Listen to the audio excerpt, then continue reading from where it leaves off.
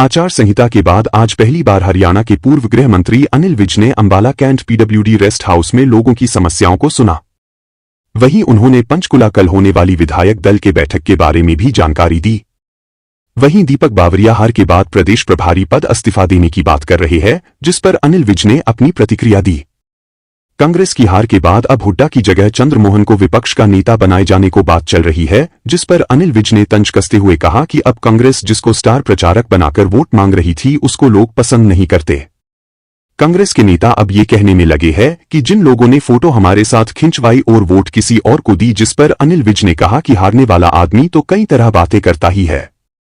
आचार संहिता के बाद आज हरियाणा के पूर्व गृह मंत्री अनिल विज ने Ambala Cantt PWD rest house में पहली बार जनता की समस्याओं को सुना और उनका समाधान करने के लिए अधिकारियों को फोन भी लगाया। इस मौके पर उन्होंने कहा कि वो तो हमारा किरदार है, चुनाव के दौरान भी अगर लोगों की समस्याएं आई तो वो भी हमने सुनी है। उन्होंने कहा कि आज तो अपने देखा बड़ी संख्या में लोग आए हैं और जो हम कर सकते हैं हम करेंगे।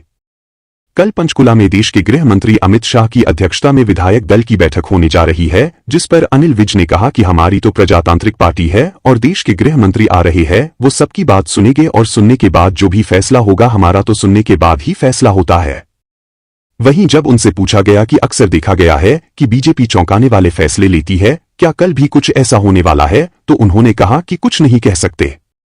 हरियाणा में कांग्रेस की हार के बाद दीपक बावरिया ने प्रदेश प्रभारी के पद से इस्तीफे की पेशकश की है, जिस पर अनिल विज ने तंज कसते हुए कहा कि वो ढूंढ रहे हैं कि बलि का बकरा किस किस को बनाए। पहले अगर दीपक बावरिया जी अपने आप को ऑफर कर रहे हैं तो उनका हो जाएगा, वैसे मुझे लगता है अभी और कई बनेंगे।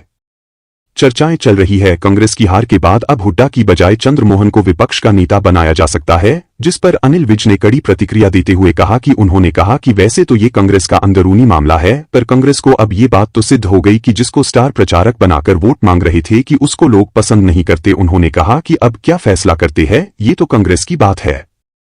कांग्रेस के नेता अब दिल्ली जाकर ये कह रहे हैं कि जो लोग फोटो हमारे साथ खिंचवा रहे थे वो वोट किसी और पार्टी को दे रहे हैं। इस पर चुटकी लेते हुए अनिल विज ने कहा कि हारने वाला आदमी तो ये बातें करता ही है और उनको पता भी होगा कि ये कैसे लोगों को साथ लेकर चल रहे हैं।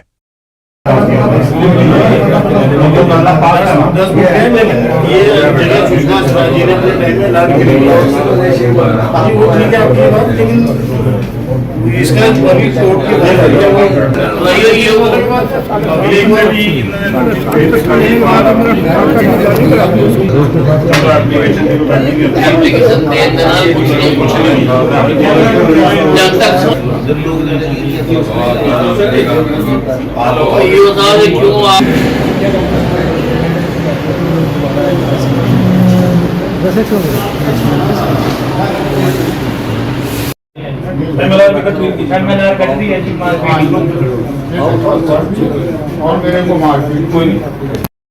ठीक है, जुर्रा नहीं मैंने अच्छी तरह से कह दिया, पर मुझे एक बार कोर्ट के ऑर्डर दिखाना, क्योंकि कोर्ट से ऊपर नहीं वो हो जाएगा। पिछली बार दिखा मुझे दिखा देंगे, किसी की जरूरत नहीं है।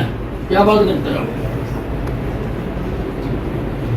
कह दिया मैंने अच्छी तरह से। नहीं, वो तो हमारा किरदार है। हम तो चुनाव के दौरान भी लोगों की समस्याएं अगर हमारे सामने आई हमने सुनी है, और आज तो आपने देखा बहुत बड़ी संख्या में लोग आए, तो जहाँ जहाँ जो हम कर सकते हैं हम करेंगे।